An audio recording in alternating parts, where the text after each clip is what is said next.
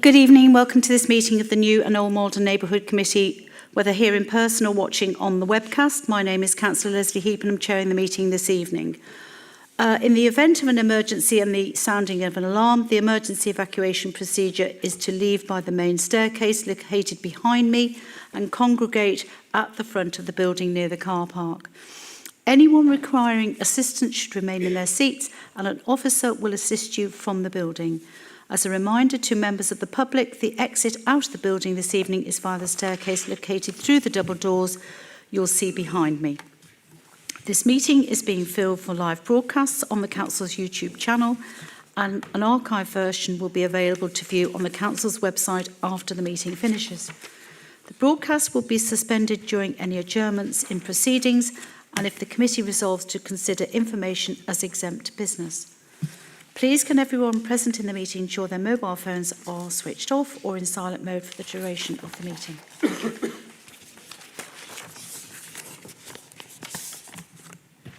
Okay, I'm going to ask the councillors to introduce themselves, going round from Councillor Thorpe at the end, just so that, as there's a lot of people here, you may or may not know every councillor, just so they can introduce themselves. So, thank you. Councillor Thorpe at the end.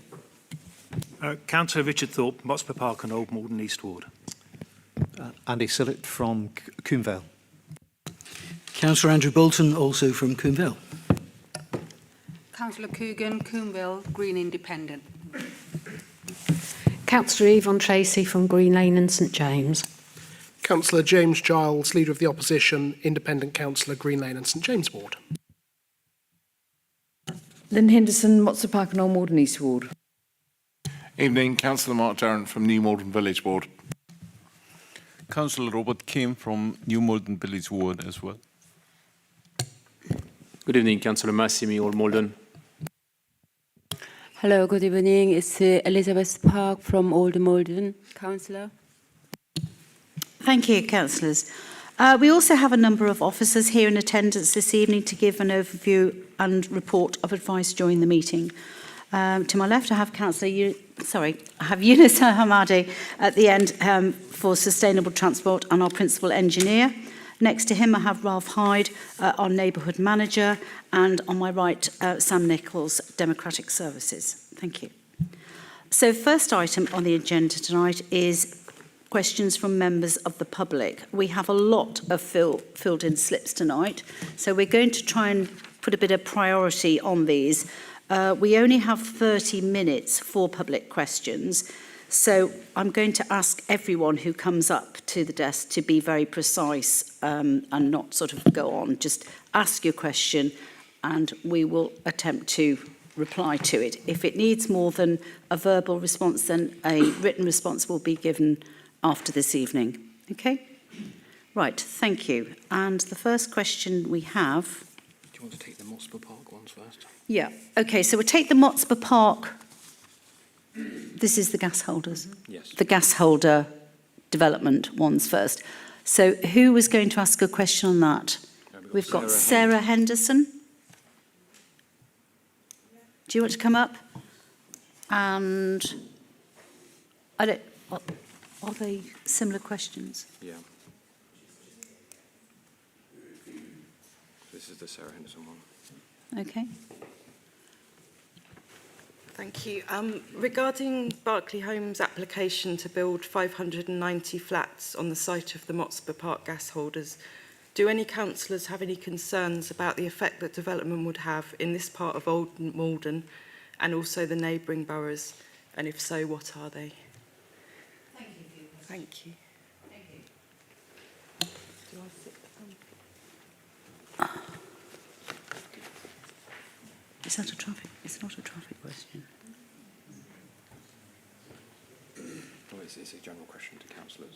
Okay, should I Yeah. answer that? Councillor Henderson's going to Hello. reply to that because it's Hi. in her I ward. don't know, Sandra, if we've had an email exchange. Yes, we are aware. We're very much aware of Motts Park gas holders development, potential development, and we've worked very closely with a lot of your neighbours saying to engage with Berkeley Homes, and so they can hear your voices. I can tell you now that the planning application has gone in, and it is currently going through the validation process. Yes. And as we've said all the while, it's a statutory, it's a legal process, and it's really important that as residents you engage with that legal process and share your views, tell the planning inspectorate what you feel about the development. It's really important. Okay? Thank you.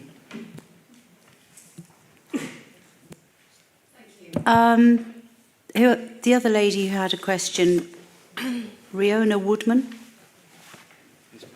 Was that a similar question or different? But a little bit more. Okay. The public questions. Thank you. I'll change it slightly, or I'll ignore the first bit. But is there a formal record of any pre-application advice from council officers to Berkeley Homes? And if so, will that be published alongside the application? Because Berkeley Homes have advised us that they've been working with the council in regards to the tall building and disregard of the tall building strategy that the council, the policy that you have. It's not something this committee could answer, is it? No, there is a pre-application process, but we're not involved in that at all. I think probably that should require... That would be planning. And I think there needs to be a written question back from the planning department to residents, on that. Okay. So have they been working with the council? And is it true that there's possibility that you're going to disregard the tall building strategy to allow that? I don't think we have. I can't answer that question, but I think this is a very large project, as we all know. Yes. It's a huge development. Yeah. And there is engagement between the developer and the planning inspectorate during that pre-application phase. Will that be published to us? Is it normal practice? No, I don't think it is, actually, no. But I think, sure, Eunice. Thank you, Chair. Thank you for your question. All pre-planning application where all stakeholders within the council will be invited to comment on this application. So we as the highway, we have been contacted and we have been asked to attend the pre-application. However, all the information regarding the pre-application, it's private and confidential because it hasn't been published and there was no planning application yet. So therefore, all the information, it's just what they're asking us for review, so we can tell them our review about what they're presenting to us and what we would like to see further in details term if we want to address the highway issue, the implication on the network, the buses, or the HGV intrusion, or the impact on the surrounding road. So we will ask all this information before in order to be able to collect all this data.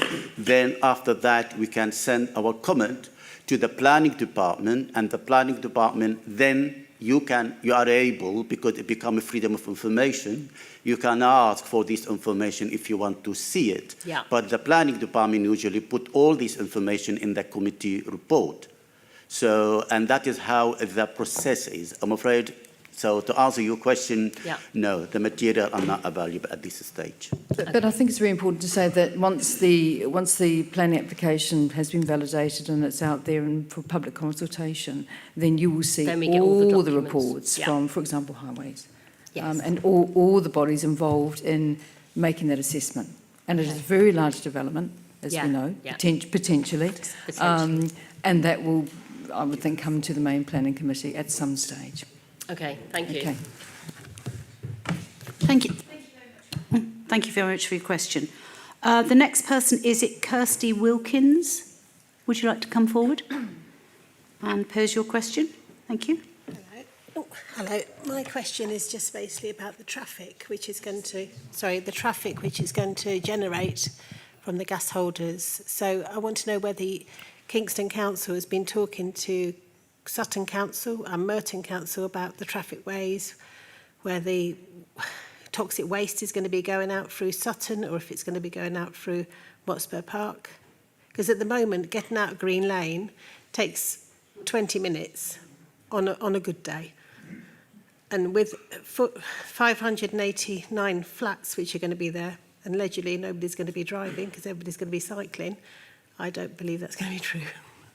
I'll pass that to Eunice, but you may need to have a written Thank you, Chair. Actually, I'm pleased to say we are shared services. That means Kingston and Sutton are shared services within the Highways Department. So therefore, we will be talking to our colleague in Sutton who deal with this planning, who deal as well with this planning application from impact. Because as you know, the impact as a result of this planning application, it may be felt by both boroughs.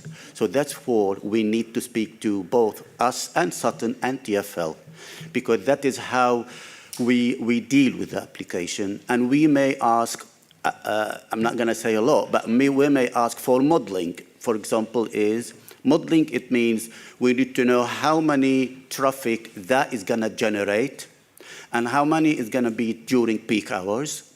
I don't think you'll ever know that, though, because they reckon that everybody's going to be cycling. Nobody's going to own a car.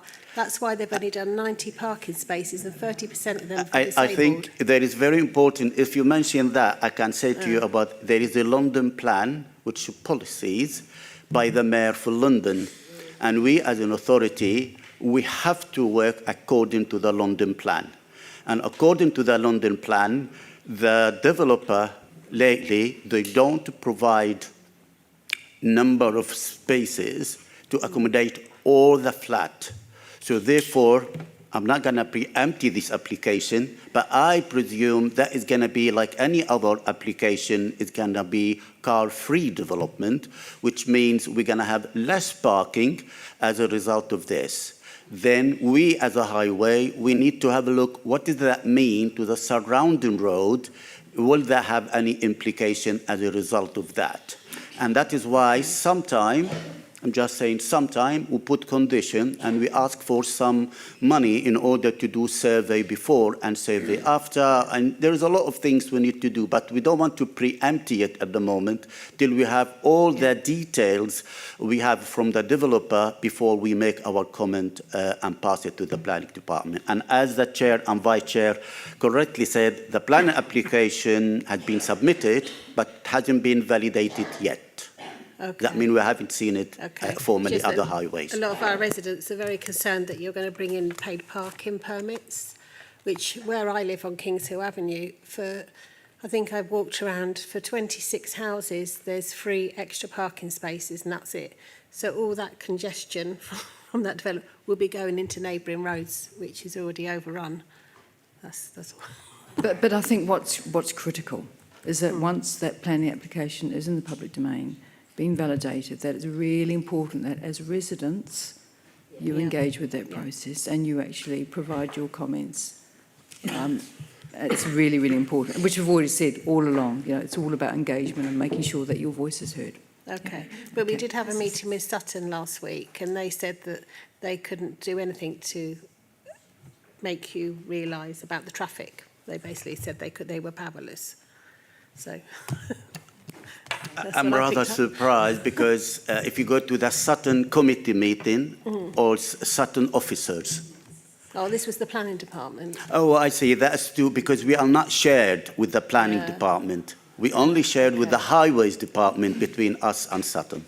And this is coming into the Kingston planning department because it's part of the Kingston borough. Yeah, I know. But it just touches Merton as well. So yeah, okay. Yeah, okay. Thank you. Thank you. Thank you very much. The next one I have is Marissa Weymouth, but I'm imagining that your question's very similar. Have you heard the reply to your...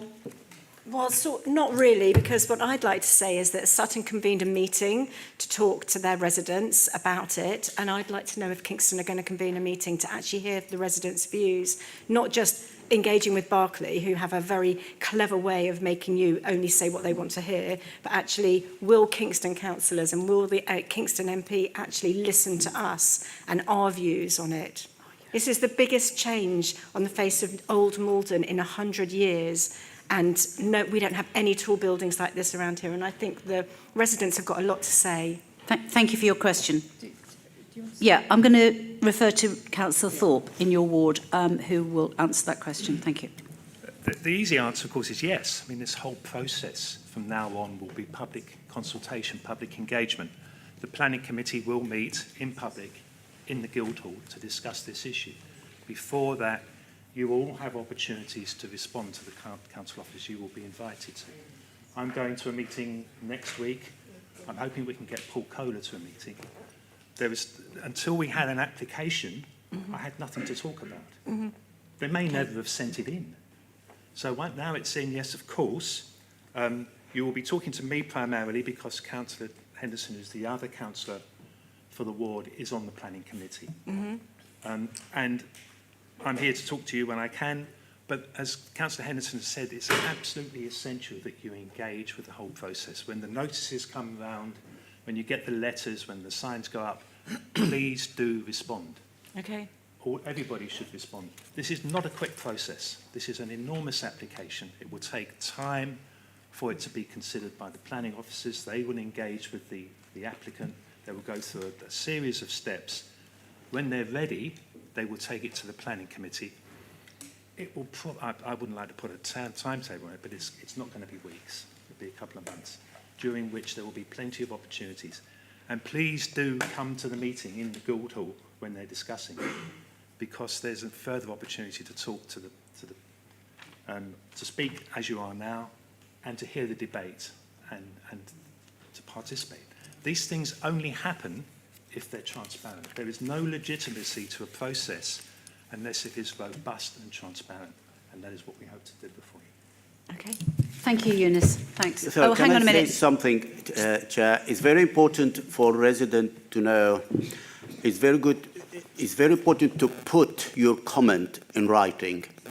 And my advice to our resident: when you put your comment in writing, you have to submit with evidence to support it. So you don't say, I don't like it. I'm sorry, that's not going to wash. So you don't like it, we don't like a lot of things. We need to be able to come some justification why you think this scheme or this development is going to enhance or going to make your situation worse. So if you bring evidence and you put it there, you as a resident around the area, you're supposed to be receiving a consultation as part of the planning process.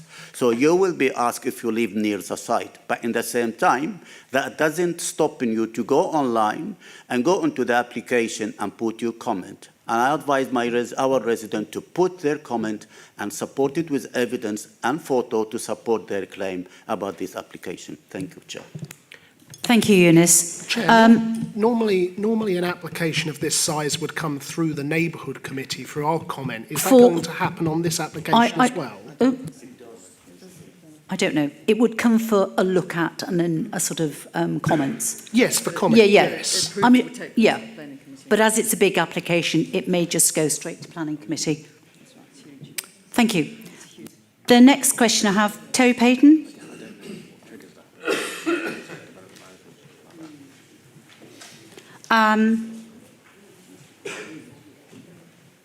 Thank you. How are you doing? Not bad, thank you, Chair. Good. Yeah, if you'd like to go ahead with your question, Terry, thank you. Thank you. My question relates to disabled bays. So in June, Neighbourhood Committee, the removal of redundant disabled bay was agreed in Edmonstone Road. We know that's been redundant for approximately 10 years and hasn't been enforced. Want the small parade to thrive, and as we know, if there's business to succeed, we need every parking space possible there. Extra parking is desperately required for the very successful Dials Ard, who've been really helpful in working towards getting all the approvals done for the changes. I'd like to ask why and who authorised installation and recommissioning of the redundant bay, at what cost, and why when we're waiting for it to be removed? We were all here at the meeting. Why install it again, start putting fines on, and then it's going to be taken out at some point soon? I'll get Eunice to answer that question. Yeah, because that has gone through highways, the TMO. Yeah. Yeah, thank you.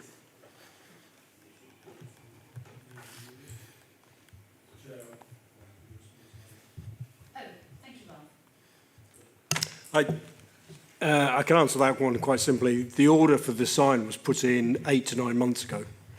And unbeknownst to all the other action that was taken, it was put in, I stopped the enforcement, it's not going to get enforced, a ranger's going to take it down, because as you know, going forward, that has no relevance to the changes.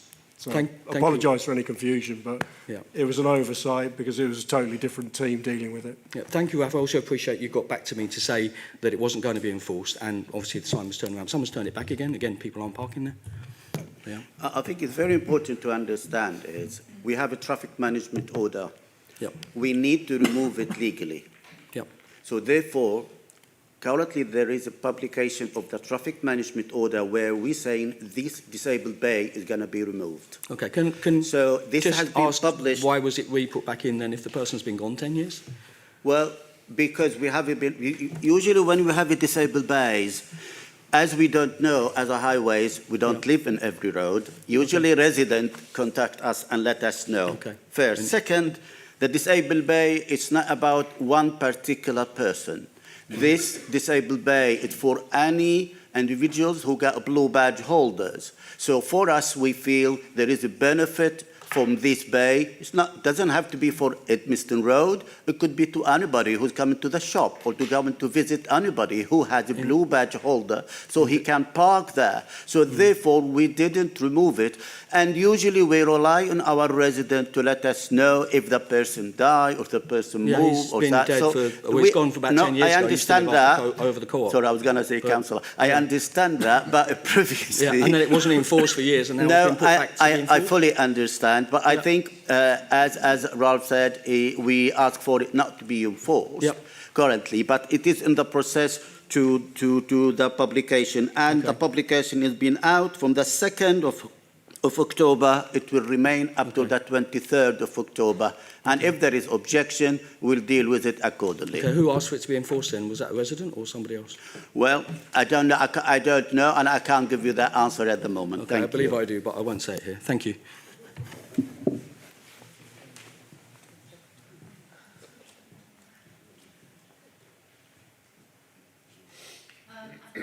Next, I've got Paola Ferrugia.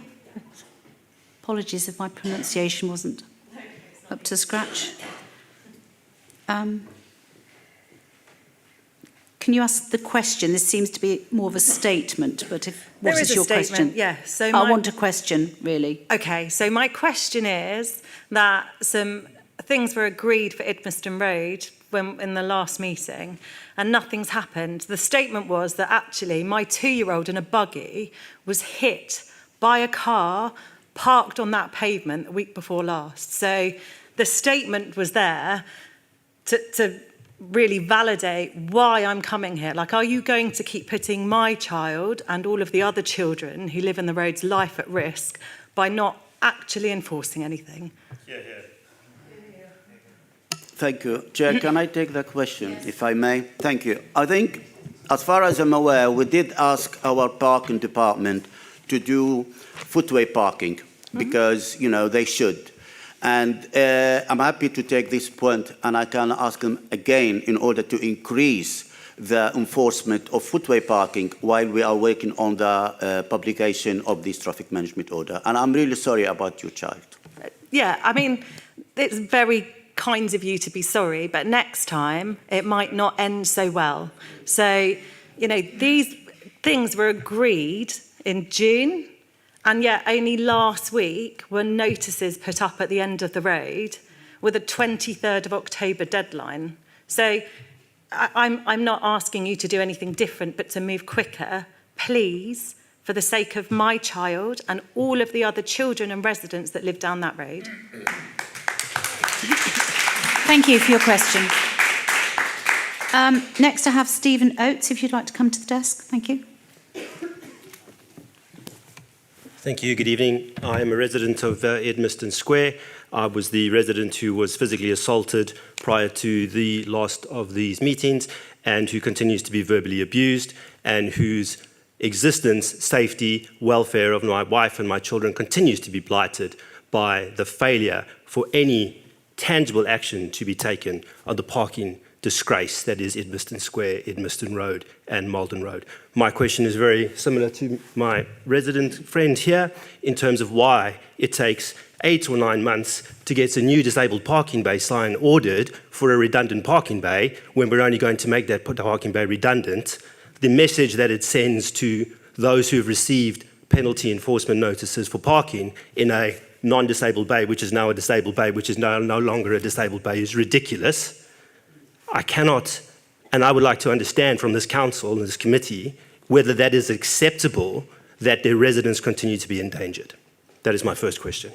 Is this the same question pretty much that Terry Payton asked or not? No. Is this a similar question? No, it's a similar question totally to different. Paolo, who's just been up here in terms of whether this is acceptable progress, given the danger to life and safety of adults and children and road users, whether the amount of time that has been taken is acceptable to this committee. Thank you. Eunice.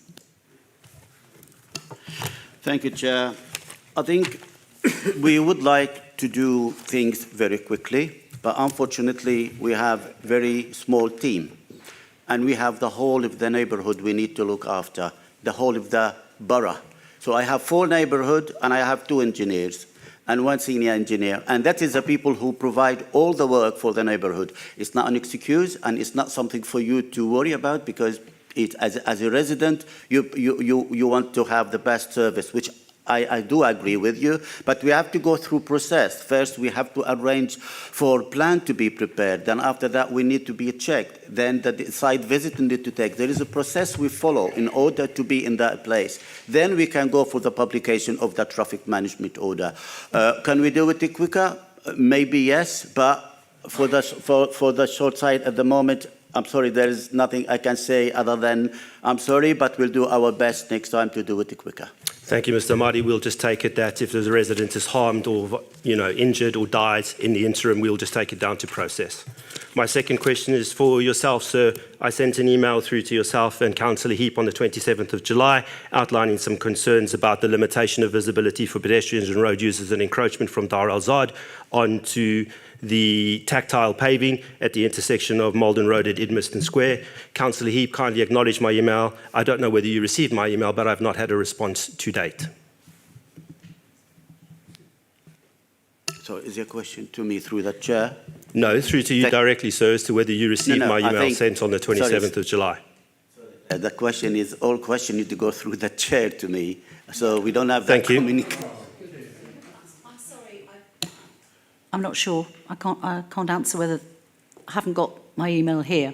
No, I appreciate that, Councillor. Yeah. You did respond and you acknowledged I did, it. yeah. The question was directly to the second party who was on that email that I have yet to receive a response from, as to whether my email just doesn't warrant a response or whether it was just not received in the first place. I'm sure that's not the case. Okay, so we'll just wait 8 or 9 months to get a response on that as well. That seems to be the time frame for safety and welfare concerns in this borough.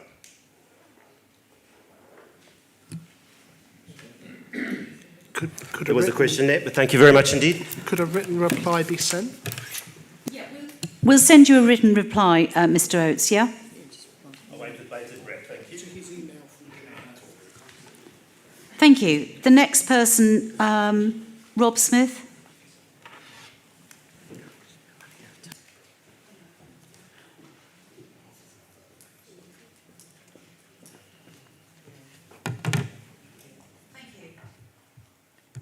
Good evening.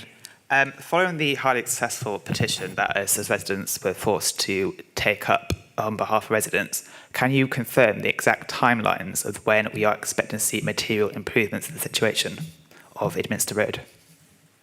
Sorry, could you just clarify this petition? The petition that was presented to the last meeting in June. Right, and we dealt with that at the meeting. We anticipated that petition and we had a report provided for that. And I'm asking, when are we going to see material improvements to the situation we're currently facing? I think Eunice has already explained that. I don't think he has, but sure. I'll give him another opportunity then. Thank you. Thank you, Chair. As I said earlier, Chair, the publication as a result of that petition and the site visit I had with the ward member and the chair and the vice chair at Edmiston and Malden Road, We brought a report to this committee in June where we agreed, members approve, it's some changes for the shopping parking situation in Malden Road and on Edmiston to put loading and unloading restriction in order to be able to enforce the double yellow line very quickly. As a result of that, we are now published a traffic management order. It's the legal document where we give us the opportunity to enforce the scheme. What's going to happen now, during these 3 weeks, up till the 23rd of October, if we don't have any objection, we move toward the implementation. But if we do have any objection, this objection need to be dealt with. So I don't have the resolution in front of me, and I don't believe you'd have any delegated power at that time, Chair. But if there is no delegated power, that means any objection received, it needs to come back to this committee, and the next committee meeting is on December. Thank you, Chair. Thank you.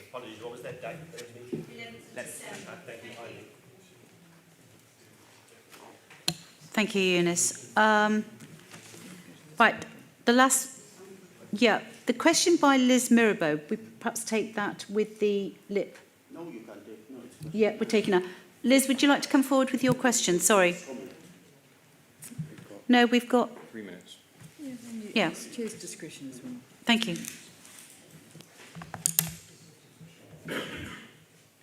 Thank you, Chair. Yes, my question relates to an item that's on the agenda, which is the LIP application. But what I would like to ask is to clarify, as I understand it, that there have been 2 tranches of funding so far to look at the remodelling of the Fountain Junction.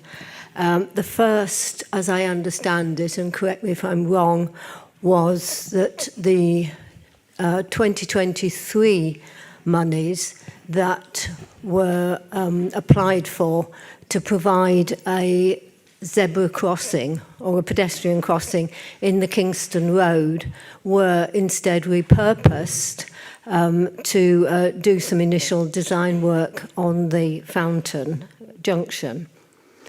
From the LIP paper tonight, it looks as though the LIP bid last year wasn't successful, but that another 100k of funding was found by TfL, and that therefore so far 200k has been spent on looking at the remodelling of the junction. So perhaps if you could confirm whether that is indeed correct, Eunice, that would be very helpful.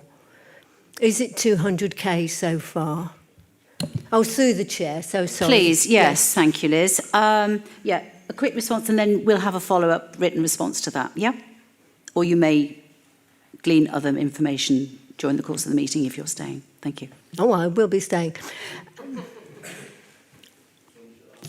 Sorry. You are absolutely right. We have received the first payment in 22-23, and we have another payment in 23-24. Sorry, 23-24 and 24-25. Otherwise, I'm going to be too much over, too much money, which I don't have. So this site in particular, we employed consultant, and it's the consultant who will be doing all the analysis on the studies. So currently we have, yes, in 24, 25, 26, we have £100,000, and that will be spent on consultant fees, officers' fees, and modelling. And the modelling, I'm afraid, it's not cheap. The modelling is very expensive exercise. And the reason for that is we want to determine which option will address the collision and have the least impact on the public transport movement and overall journey time when we are discussing this option with TfL. So that is where we are with this budget for this year. Next year, it depends on the outcome of this year. So therefore, next year budget, it is a request. But anyway, I'm happy to answer this question to my members when we are discussing the LIP and where I'm seeking their comment on this report. Thank you, Chair. Could I just quickly ask, Chair, because we were told... Can you... Yeah, it was just in relation to engagement, because... You'll have an opportunity to come if there's any questions from the public. Okay. Right, in the discussion of the LIP item. Yeah, any comments Great, to that from the because public? there You'll was have an some opportunity. engagement that we were told would happen last March. Yeah, you'll have an opportunity to answer that Thank question you. again. Thank you. Just to finish off on the questions tonight. Yeah, I've got... we had a petition regarding HMO in Westbury Road. This petition was online. It is now closed, and a technical response will be given to the lead petitioner. I just wanted to set that for the record. And also we had another question which also requires a technical response and will be taken away and given later on the Tolworth Apple store, which is a heritage asset. So I just wanted to mention those things as well before we move on to the next item. There was this one question here from Toby. Yeah, there was Toby Unwin. I'm not Ewan, sorry. It was about anniversaries. Yeah, was that to just bring it to our attention? It wasn't a question. Thank you. If you could just be very brief, because we're got to get on. I'm happy to phrase it as a question. I'm sorry? The question is, are councillors aware there are a couple of anniversaries coming up next year? Just to flag up the fact that next September, the Kingston bypass turns 100, and next December, New Malden station turns 180, for which we're going to need a darts announcer to introduce that one. Various local groups are already keen to be involved in doing stuff connected with those anniversaries, and it's simply to flag up to councillors that at some point over the next 14 months you will hear more about things like this. I appreciate not all of you may be councillors by the time these anniversaries happen, but for those who still will be, or those who are still going to be in the area interested in what's going on, just to be aware that stuff will be planned, and doubtless various of us groups in Malden will be approaching all of you to solicit your interest and support for whatever's done. That was all. Thank you very much for bringing that to our attention, and we're aware of that now. That's great. Thank you. I did know about the station, but the bypass I probably wasn't aware of. Thank you. What? It bypassed me. Thank you. Moving on. Petitions. We have received no new petitions this time. Apologies. Are there any apologies for absence? No, Chair. I think everybody's here, present and correct. That's good. Declarations of interest. Members are asked to declare any disclosable pecuniary interest or any other registrable or non-registrable interest relevant to items on this agenda. Do any members have any declarations of interest?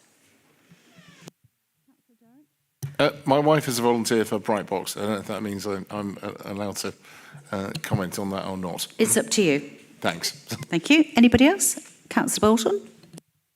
Thank you. It's just on the Christmas party application. Of course, I know Simon Edwards quite well. Everybody does. That's right. But just to make sure that you know that's on the record that I do know Simon. Oops. I think that goes for everybody. Everybody knows Simon, don't they? Yeah. Good. Thank you. Of the meeting. Do members agree the minutes of the meeting held on the 11th of June 2025 as a true and correct record? Thank you.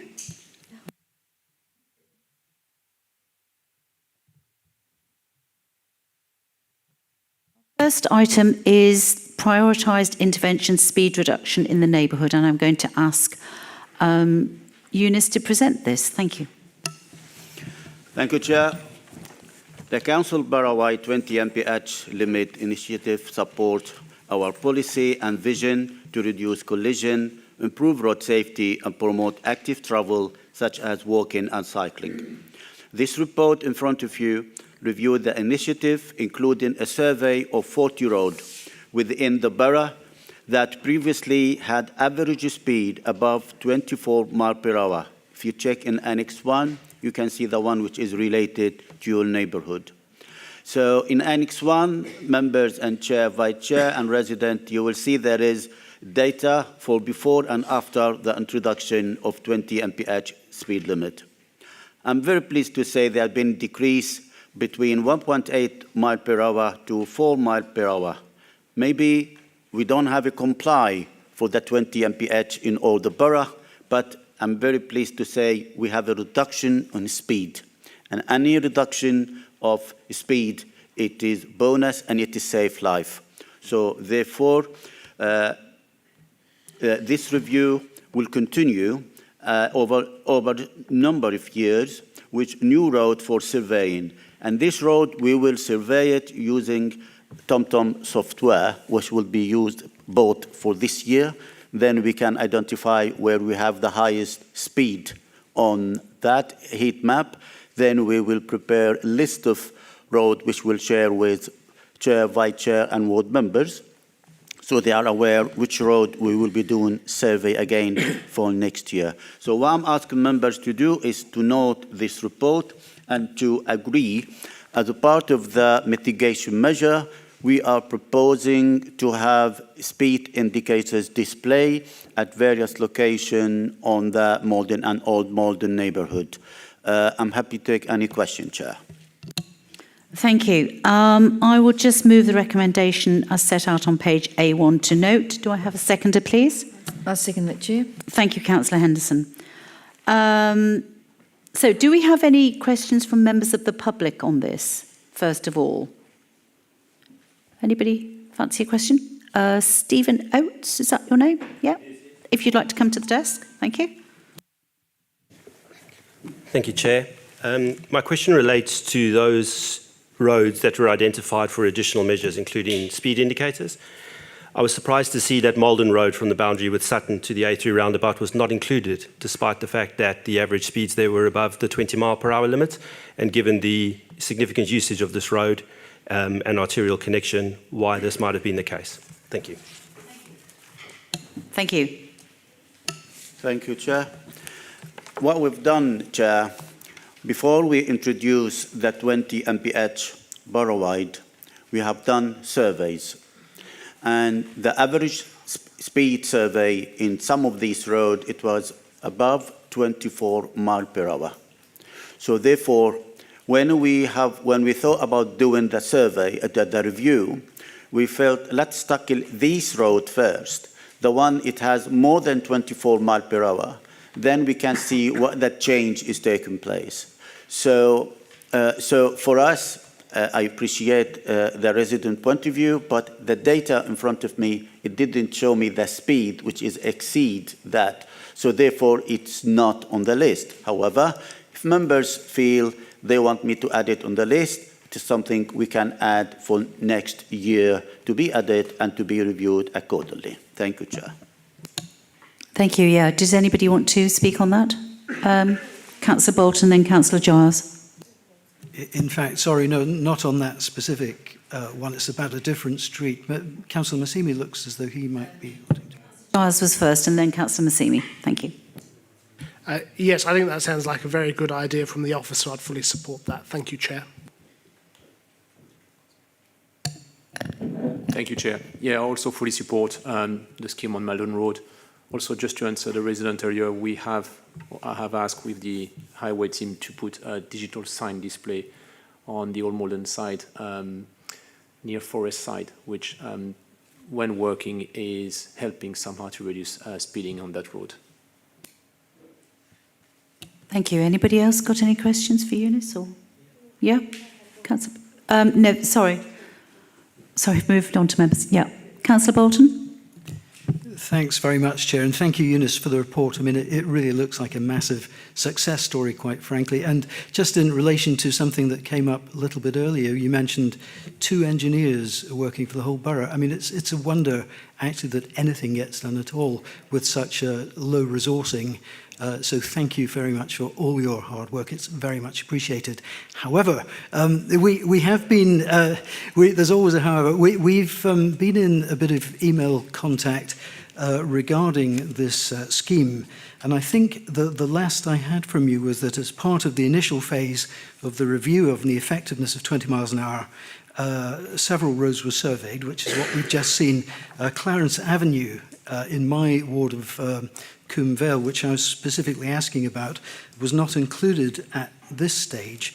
But you went on to say that you'd requested that Clarence Avenue be surveyed, but that wouldn't be until really about now, once the schools were back, etc. So can I take it that Clarence Avenue will be surveyed, because there's something that local residents are very concerned about? It will be surveyed and may well find its way onto this new list that you're going to be drawing up. Thanks. Thank you. Actually, it has been surveyed, and I do have the result, but I didn't put it in this report, but because this report, it shows the one before and after. So therefore, I do have the result for Clarence Avenue, and I will share it with you. Through you, Chair. Thank you very much, Eunice. That would be really useful. Then I can let the residents know as well who've been quite concerned about it. Thank you. Thanks, Councillor Bolton. Councillor Massini, then Councillor Kim, then Councillor Durrant. Thank you. Thank you, Chair. Thanks for the report, and yeah, fully support improved traffic flow and reduce risk of accident.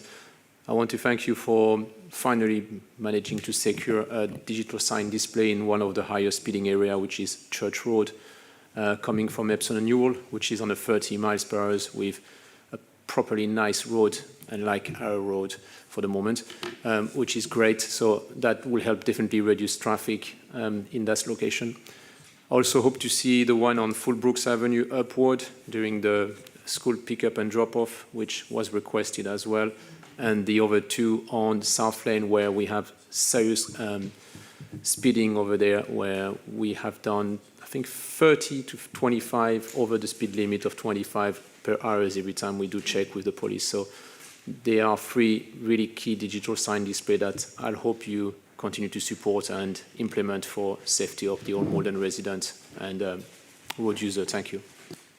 Thanks. Councillor Kim?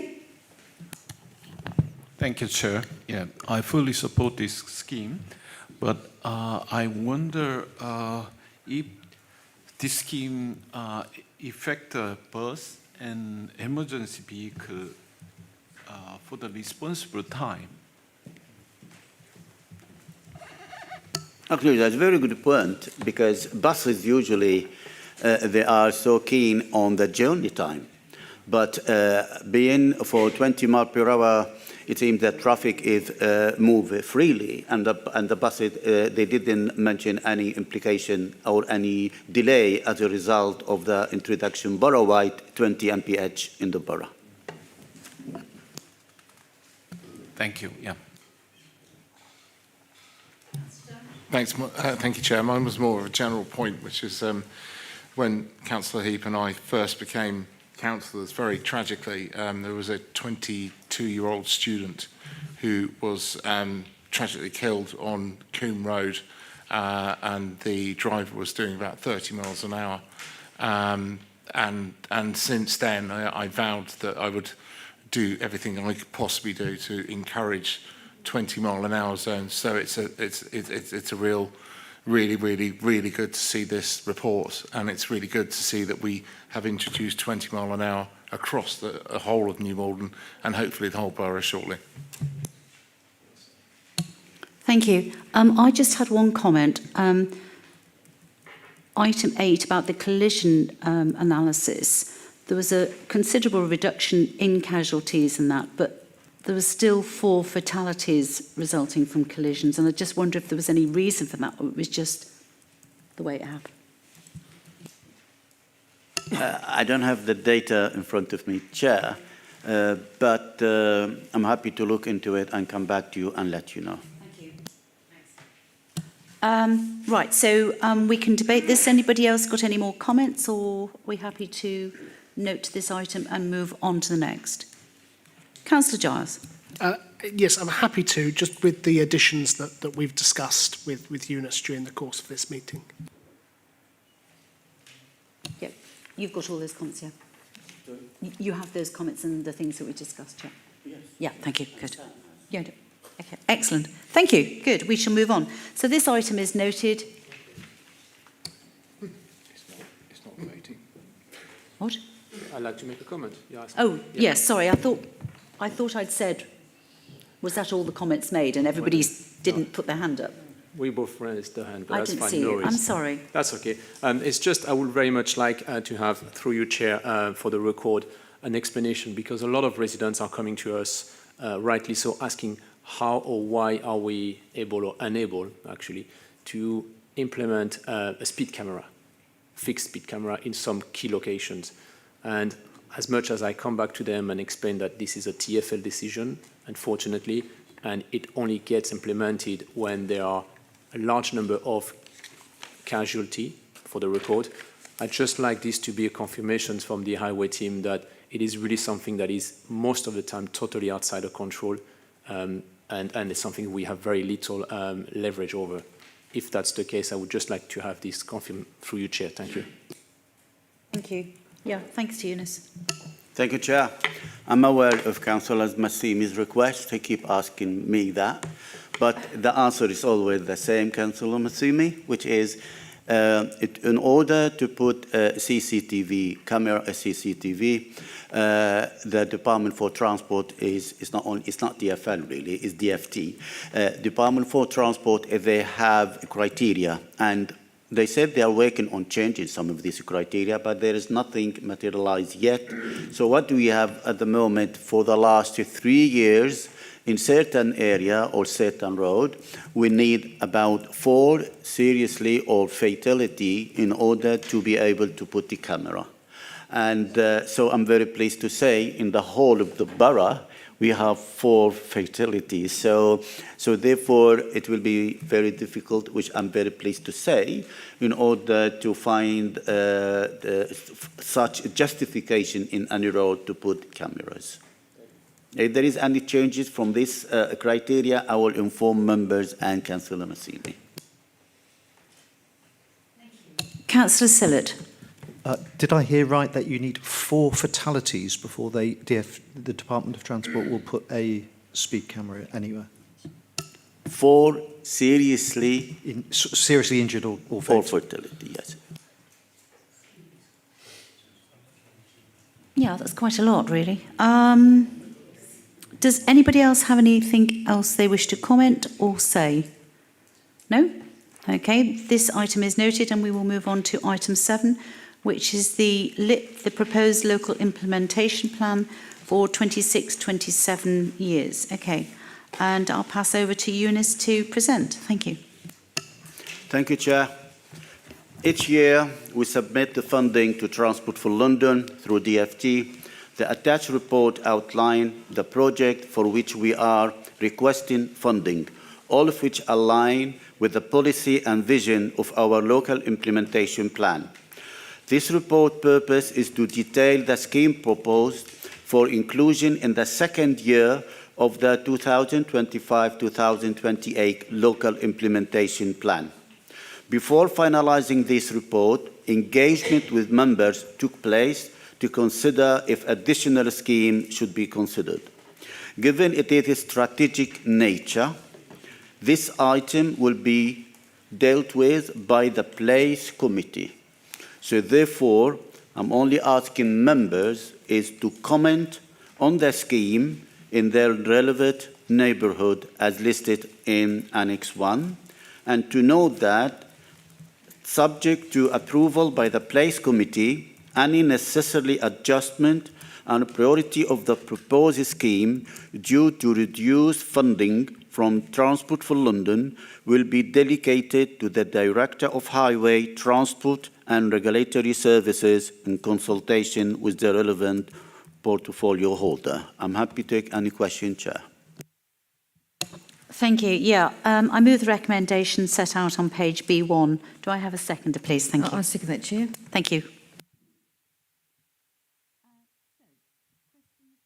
Public on this item. Would you like to come forward and ask your question? Liz Mirabeau?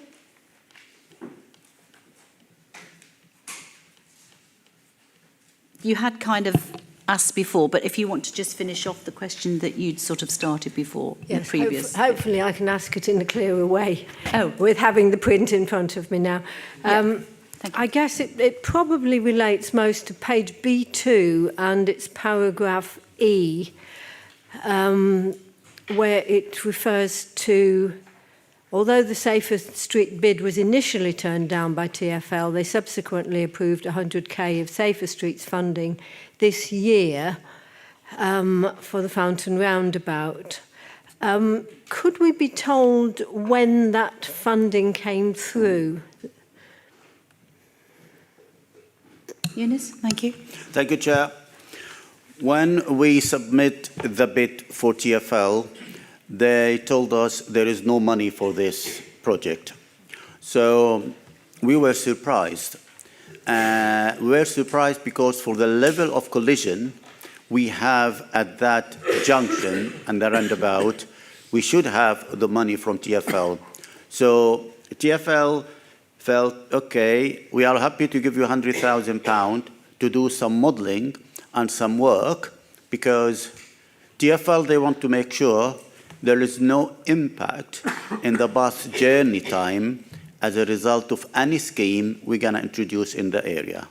So I think February or something like that, March, I can come back to you with a date, but that is when we knew, and they told us there is £100,000 for us in order to continue working with the consultant and to do the modelling accordingly.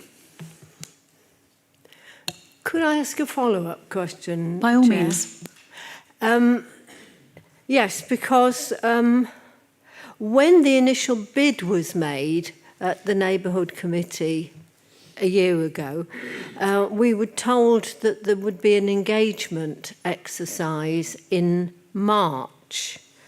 And when that didn't happen, we wrote to the chair of this committee in July asking whether engagement had taken place, and we were told that it hadn't because the funding bid had not been successful.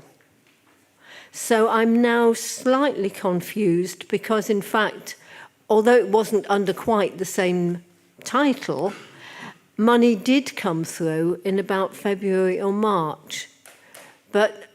And some of it was to undertake necessary engagement. So I'm just wondering, has that engagement taken place at all? And why there has been, if not, why there has been slippage, given that in the end there was that extra 100k of funding that came through? Through the chair, like I said to you, I don't have the exact date. I said February, March. So you have, I'm come back. I can even send the email from TfL when they said that is the money. So when the chair informed you of that, that's after she talked to me, and I said to her at that time we had no money. So the information what the chair told you at that time, it was the correct information at that time. So after that, the money we received. However, we didn't do any engagement because currently we are working on what is the best solution. As we shared with you and with other stakeholders, 5 or 6 options. So I shared it with all of you. See, this is where we are, with the consultant now is doing some modeling in order to make them 1 or 2. In order then later on, we can start engagement. Engagement, it will be taking place, but we will not have any engagement before the committee consider the report and agreed in which option they would like us to engage the resident on. So could I ask, Chair, whether what at the moment is the best estimate of when there will be some engagement in relation to this second stage of modelling on the junction? I think Eunice has just said that we'll, after the report, we'll come back and have the engagement after that, and that will be probably at the January meeting. The report will come back. So the report is probably... We'll come back to January. To the January... Yeah, and then we will have... NC, and there'll be engagement There'll be a after decision that. then made, yeah? Thank you. Okay. That is great clarification. My pleasure. Thank you.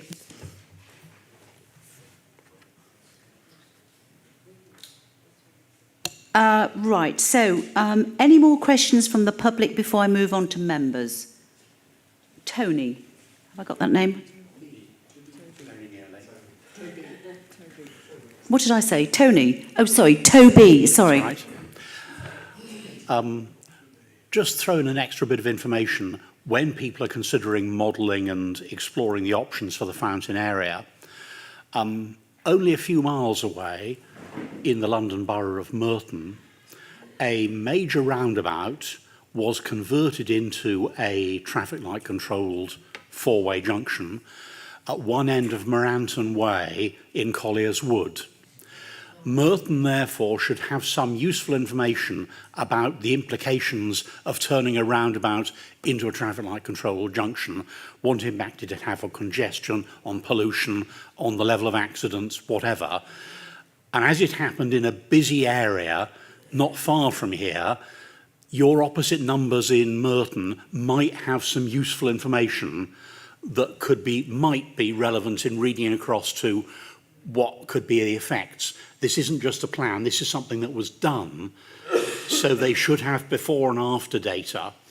A few years ago I did write to the relevant official in Merton, never got a reply, but I think if you ask them, they're more likely to tell you stuff. So hopefully that might contribute to the development of thinking about this issue. Thank you very much. I do know the way you mean there. Is that by the big bus garage?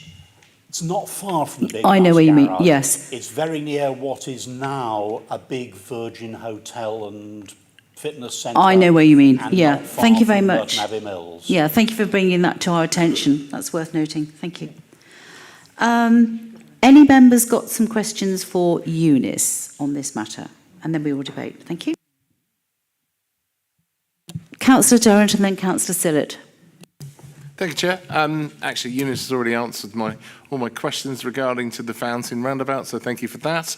My question pertains to secure cycle parking in and around New Malden station. We have had some residents asking for that. We've seen an increase in bike crime a little bit around that area, and I do want to have that as an offer for our residents as well. As Eunice knows, I've sent them an email about this the other day. So my question, if I'm going to pose it as a question, was will Eunice join myself, Councillor Heap and Councillor Kim to do a little walk around New Malden High Street to look at potential places and sites for a secure cycle parking? Thank you.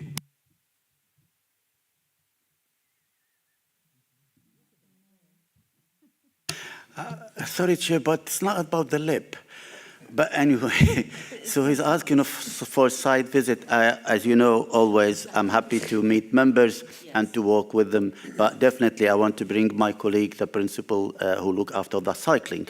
So between us, definitely we can walk and we can assist you, and definitely we can find a solution if there is any. Thank you. Thank you. But the hangers, the cycle hangers, they come under TfL, don't they? So why is that sort of any different from the lip? Perhaps I've got that wrong. Sorry, Chair. If you look into your list, it is on the list number 20. Yes. You have cycle parking program. Yeah, no, I appreciate we've done some of that, and that's why I wondered why it can't be extended a bit. That was just mine. Yes, that was. Yeah. Okay. Right. Thank you. Was it Councillor Sillett first, yeah, and then Councillor Bolton? Thank you. I have a suggestion for a local transport improvement. Fine the utility companies a bit more money than £80 a day for digging a hole in the road and then doing nothing for ages, or several holes in the road. You know, just driving down Burlington to get to the A3 on Saturday, there was a small scrape and a digger, one-way, temporary traffic lights, big queues, and it's so typical of Kingston being a gridlock, because somebody's dug a hole in the ground and disappeared for the weekend or for longer, or left temporary traffic lights up for 3 days like they did in Coombe Road, causing quarter-of-a-mile tailbacks. And there's no mention of this in congestion or local improvements. I would love to see then beef up the fines for not finishing, or incentivising them to finish these things a little bit quicker. Oh, sorry, Chair, but it is not something only related to Kingston Council. Anything like that has got to be by the government, what they set the rate. But I think my colleague is working on line rental or something, which hopefully that will address these issues. Councillor Bolton. Yes, thank you, Chair. On that issue that Councillor Sturt just mentioned, we did actually discuss something quite similar at the Place Committee a couple of weeks ago, which would greatly improve the situation, I think. And Matthew Hill, your colleague, was involved in that. I was just going to say, and I know it's maybe not quite on the agenda, but the secure cycle parking, if colleagues are in a mood to have a walk around New Malden High Street, can we also include the Coombe Vale side of that, which of course is the Coombe Road bit, particularly the site, your remit's growing by the minute, Yusuf, but the secure cycle parking, of course, is on the other side of the main station entrance as well. So I'd very much like that to be included, because at the bottom of the cut there, that's also a problem for cyclists becoming victims of crime. Thanks. Yeah, I think that would be a good idea, because that's right next to the station anyway, even though it's in the other ward. Yeah. Sure, Chair. We are here to help our members. And if that site visit we be able to identify site, we're all for it, because we would like to encourage our residents to cycle more.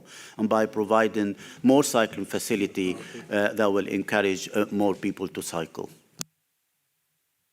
Thank you. Anybody else? Yeah, Councillor Giles. I'm trying to behave myself, Chair, but I fear I maybe have a few questions on this. I want to go back to the Fountain Roundabout, which probably won't surprise you, Chair, because in this slip submission, it seems to me that, again, £100,000 is being sought in the next financial year from TfL, again, to identify options for roundabout reconfiguration. Now, I will park the issue that wasn't what the original money was appropriated for, as Liz Mirabou's already pointed out. But if that is given by TfL, that will have meant £300,000 spent on consultants, spent on engagement. And so I'd like to understand from the officer what the timeline is, so long as TfL give this money, for actual construction and implementation of whatever may eventually be decided, because it strikes me that when I initially voted on this item in the LIT programme, I understood it to be that we were giving £100,000 for a zebra crossing at the Kingston roadside, which I would hope every councillor on this committee would agree is desperately and urgently needed and wanted by our residents. And so I wasn't happy when those funds were then reappropriated. And so what is the timeline and what is the overall cost you're expecting this to be? Because it's already skyrocketed, and I'm quite sure with £300,000 we could have just built the zebra crossing by now. Eunice? Thank you, Chair. I think there is something I need to make members aware. When we seek money from TfL for next year, it doesn't mean definitely we're going to spend this money in this particular project. So this money, or it depends on the process. For example, if, as we said earlier, we're going to bring a report to this committee in like January, then after that, the engagement is going to take place.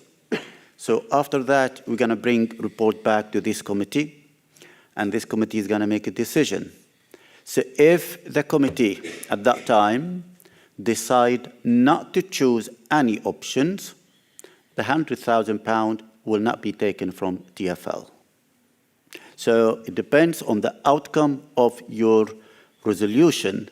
If your resolution, you said you decide to go forward, then we start working on design details, contractual, whatever is needed in preparation for the implementation. And we will be seeking money, because if we're going to go with the scheme, that scheme, it does cost a lot more than £300,000. So the £100,000, the third one, it got to be as a preparation, preparing the site, doing everything. But all of it, it depends if members decide and approve the scheme. If they don't approve the scheme, you won't have 100,000. We can give it back to TfL or RBK. We, as we said in the here, we have delegated power to the director. We can reallocate the money to another area where it has the criteria with the TfL approval. I don't know, I hope that answers the question, Chair. I think it does to some extent. So just so I can get crystal clarity on this. The current 100,000 that has been given for this year, that includes within it the engagement portion, which will take place before the end of this financial year. Thank you. And so then on the presumption that the committee do agree a scheme at the roundabout, the 100,000 next year is to be spent on detailed design and preparation, and then 27-28, presuming committee has voted for this scheme, that is when Highways will ask in the LIP submission for TfL from the much larger chunk of money to actually build and implement. Is that correct? Absolutely right. It depends on the approved scheme. Thank you very much. I've just got one or two other questions, if I may, please, Chair. One is on borough-wide proposals here. So it says here to deliver 2 new school streets per year, £77,000. Do you know where those are proposed to be? Or rather, if you don't want to give me specifics, does it affect this neighbourhood? We have a list of schemes where we want to put, but as you know, we don't always have approval for school street. So therefore, we want to introduce 2, so we can have a look and see which of the schools they want to have school street, then we can introduce it. So currently, I can't give you the name of which one, but we have a target, and our target is to put 2 school street per year minimum. Thank you. And then just finally, in an attempt perhaps to be helpful, because I note it's down as TBC, about the cycle parking, to try and link it into the LIP funding, I question whether perhaps those New Malden Village and Combe Vale walkabouts could maybe be fed into reference 20 about delivering additional cycle parking around the borough. I could ask for Green Lane and St James to be added, but given we currently have the only 2 secure cycle hangers in the neighbourhood, I feel I may be pushing my luck too far, Chair. So I'll perhaps leave it to other wards to benefit in next year. Can I only ask? Thank you, Chair. I think to be confirmed, this is for you as a neighbourhood, but when it goes to the place, it will have value. Thank you. No more questions. Thank you. Anybody else for any more? Yeah, Councillor Bolton. Thank you, Chair. Just a very quick one, and just to double check, I think I know the answer, Eunice, but the school streets, the figures given here do not include the new one that's about to be implemented in Lime Grove in Combe Vale, because that is accounted for in previous documentation. So this is in addition to what we've secured for the people of Combe Vale in Lime Grove. Yes, it is. Any more comments or debate, topic for debate? Everybody happy? Councillor Giles? Thanks. I mean, on comments, I will come back to this Fountain Roundabout stuff, because I'm gravely concerned that, if I may, officers have somewhat run away on this scheme without it coming through this committee. My own view on this, and I know it's shared by a number of committee members, is that whilst we do need to look at safety at that site, and whilst we do desperately need a crossing at the Kingston Road, I do not support the removal of the roundabout and replacing it with a crossroads junction. We went down that road in 2016. We've already had the public consultation, and so I'm very concerned that these consultants are still being paid to look at schemes without us actually having formally given a direction on what we do or don't want. And I think it's a waste of money to continue spending money on a scheme that clearly, as before, does not hold public support among New Malden. But with that in mind, I'm very concerned about then the second recommendation, and I know I raised this point last year as well, that, you know, delegating amendments to the Director for Highways, if I may, it bypasses the role of this committee. Our role here is to set the strategic direction, is to scrutinise, is to hold officers accountable. And I'm gravely concerned this evening to hear that if the 100,000 isn't ended up being used for the Fountain Roundabout, well, that's okay, because officers will be delegated just to reallocate it to whatever they bloody well want. And my own view is that we must de-delegate this. And if there's going to be variation, it is for this committee, for us as elected representatives, to make the decision as to what we are spending that money on, because otherwise there's no point us being here. And so I will ask that when this comes to a vote, I'm quite happy to, well, I've given comments, so I'm not even sure that needs to go to a vote, but on noting that subject to approval it be delegated, I will ask that to go to a vote, because I cannot vote in favour of that, Chair. We're not voting tonight. This is noting. You realise that? I wish to vote against the fact that it be noted, yes, as I did at full council the last time. And I will make my further representations at Place Committee. Yeah. Chair, may I? I think, Chair, I think all what we can take from here, if this committee, the committee cannot make a decision, and you are not making a decision. So we're asking you to note. So all what we can do is we can take the note from individuals, what they said in their comment, and we report it to the Place Committee about what's happening. So there is some concern about the delegated power, which we will raise it at the Place Committee as some of the members raised it at that place. So that's the only what we can do, because I'm not sure, and Sam can correct me here, because there is no resolution. You're only going to note this report and then to note this delegated power. So that this decision, it could be discussed and voted on at the Place Committee when they make the final decision. Yeah, I'm sorry, Chair, if I may. I don't want it noted. I want to vote against this committee noting that it will be delegated. I know I'm being pedantic, but this happened at full council. Yes, at full council, there was a vote that was taken. It was a roll call vote on whether the response to a petition be noted. I did not wish for council to just simply note the petition, so I voted against it. In the same vein, I do not wish for this committee to note that that is what will happen. And so as a point of principle, I wish to vote against. The precedent was set at the last full council meeting.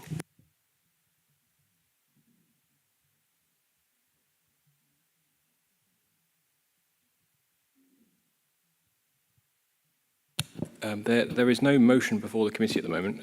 It is purely to note this item. There is no resolution. I don't wish to note it. It's a recommendation. It's not listed as an information item, Chair. Do not wish to note that. I wish to dissent from the recommendation. If it was an information item, it would be presented for information only and for comment. There is a recommendation to note something that I do not want noted. Chair, I wonder if a solution to this might be just to note it, but with a note, at the bottom saying that Councillor Giles didn't wish it to be noted, something like that.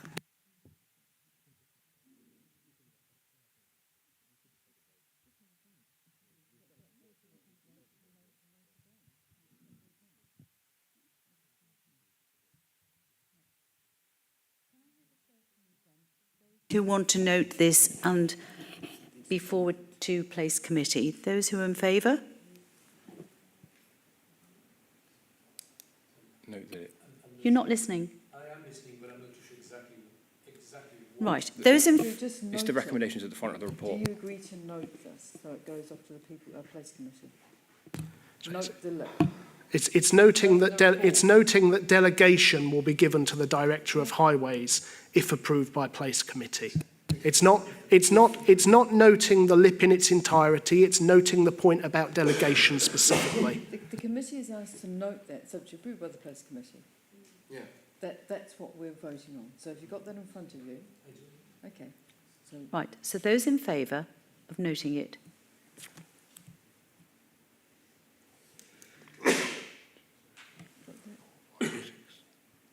Eight in favour, Chair. Those against? 2 against. Abstain. One abstention. Yep. Thank you. Got there in the end. well done. Thank you very much. Thank you, Eunice. Hope you've got some evening left.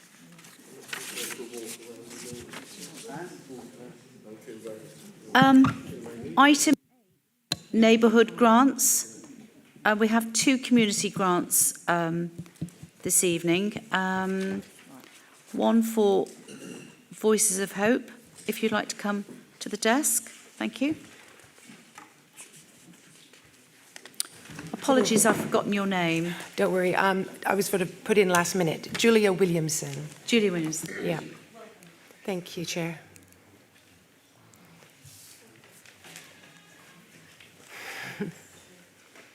Thank you. If you'd like to make your presentation. Okay, and I was given sort of 5 minutes, but try and make it even quicker than that.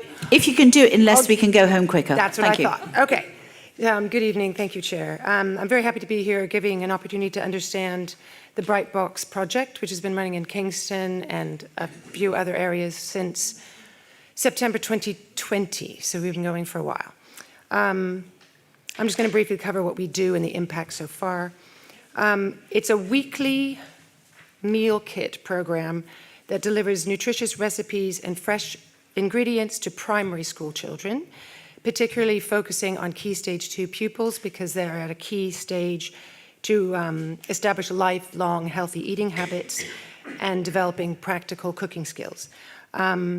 We work primarily in schools within our area, but there are some sort of offshoots. There's even one in Northern Ireland, but we focus on schools that are have particularly high deprivation, using free school meals eligibility as a criterion, so that those boxes are delivered to families the most in need. And we believe that using children as agents in change in their own homes, they develop healthy habits throughout the whole family unit. It's like the children are promoting healthy eating by bringing it home from school. The families receive 36 weeks of fresh, nutritious ingredients with a colorful recipe to follow. It's very hands-on, and we get a lot of positive feedback from children and parents and schools about the impact. And after a lot of research with Kingston nutritional professors, they found that a whole class getting a box has an incredible impact because the teacher can participate and they all can talk about the meal, the food, but also the ingredients and the impact it has on their family. They all cook it over the weekend, and then they can talk about it on Monday as well. So it goes out.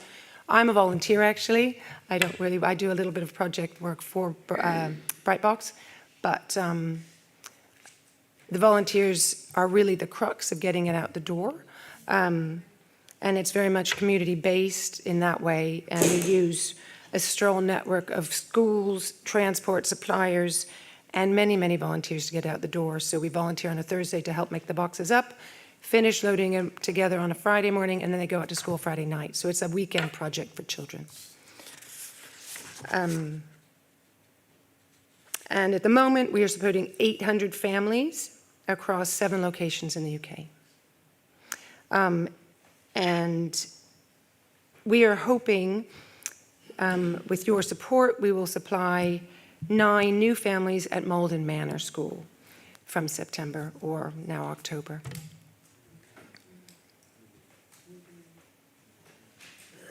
But we do supply schools to King's Oak, St. Joseph's, St. Richard's and Ham. I don't know the current ones. Thank you very much. Any members wishing to pose some questions to I will do my best. The lady, thank you. Councillor Giles, thank you.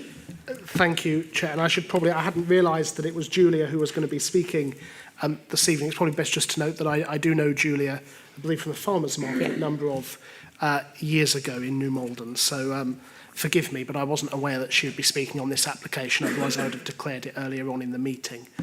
But I don't feel that affects my ability to sit. I appreciate you've only been asked to come at short notice, yes, and you're only one of the volunteers, so you may not know the answer, and maybe if not, Ralph can step in. I just want to check, is this the 4th year or the 3rd year that Brightbox has applied to this committee for funding? That I do not know. Chair, it's the 4th year. Councillor Bolton.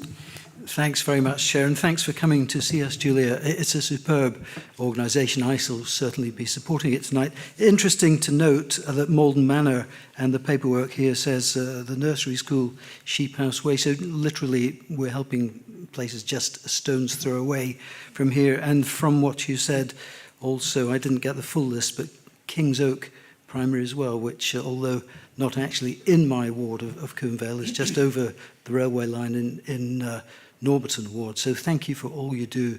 Thank you for coming to explain it to us and the very clear setting out there of what you do. And I shall certainly be supporting you. Thanks. Thank you. Thank you. Councillor Sillett, did you have a question? No, sorry. Councillor Park. Yeah, absolutely. I'm supporting this project. But also I wanted to ask you, do you have any, like in the future plan, whether you are able to fund for this project, not only the neighbourhood committee, like funding? I do have, we have a range of grants that we have had over the years. Some of them, let me just find the details. No, it is that. We rely on grants mostly, because that's the only way we can get our money, from grant-giving bodies. And it's sort of a combination of local grants, fundraising, and then also applying for national grants so that they cover our core costs, which is staff and printing and all the other bits. We have to get cardboard boxes. There are lots of things we need to supply. Just the boxes themselves cost a lot of money.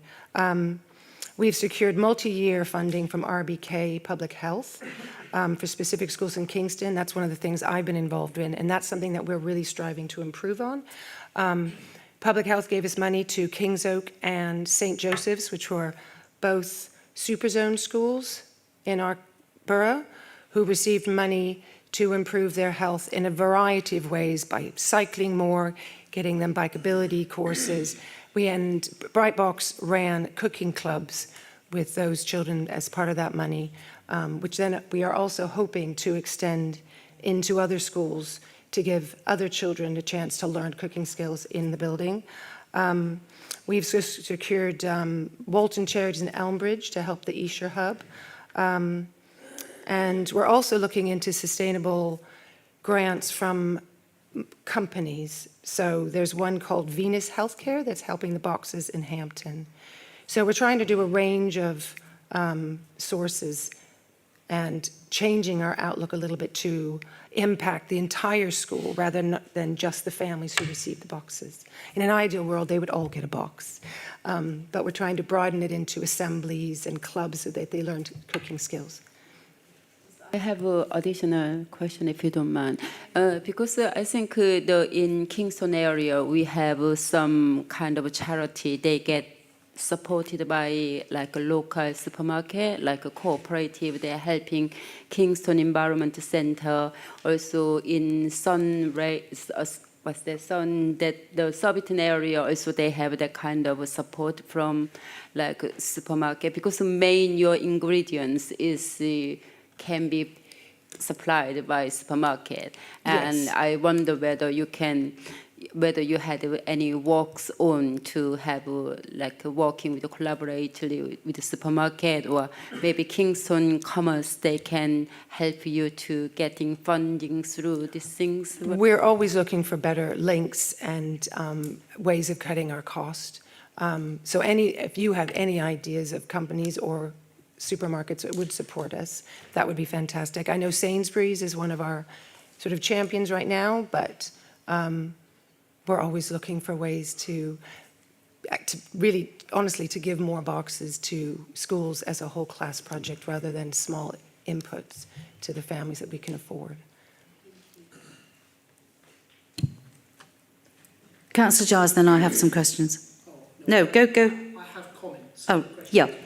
Julia, my question really, after the 36-week programme, so that's 3 terms, what is the feedback like then? I mean, are the families then sort of a bit more self-reliant? They can do their own meal planning and meal prep and that sort of thing, rather than, well, here it is for 36 weeks, that's it, and then there's no sort of interaction. And my other question is, what if the family in question has limited cooking skills? Do volunteers go in and assist them with the box that they receive, or just help them out, or whatever? That is definitely something we're looking towards. We've made little videos to go on the recipe cards with a QR code, so they have matched little videos for any skills they're trying to gain from the boxes. I think the boxes hopefully are a bit like teaching the families to fish rather than giving them a fish. So we're hoping that the impact, and that's what we get from a lot of the quotes from families and that we talk to, that they are changing the way they eat, they are learning new skills, they are cooking and eating together more than families tend to do at this generation. I have a couple of quotes, things like, I've never wanted to cook from fresh, but never had the I've always wanted to cook from fresh, but never had the confidence. Brightbox has given me that. Another quote, my daughter is strong-willed, but this has been a revelation in persuading her to try something different and be more adventurous in her eating. We love the vegetables, introducing our kids to new foods. And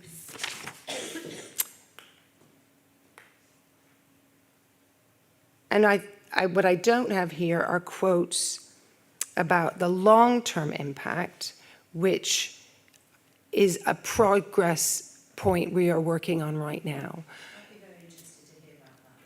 We have Ronald, who's now taken over the fundraising side of Brightbox, but he has done all the research on the long-term impact, well, the short-term impact from the schools and the families, and he is currently very engaged in getting the long term and what those families are going to gain for life. But of course, we need time for it to be out there so that we can now interview them and find out what they're eating and how their eating has improved, and their shopping, and the boxes are always about £6 for a meal for 4 to 5 children, and you end up with 36 recipes, maybe some you didn't like, but a majority hopefully you've liked.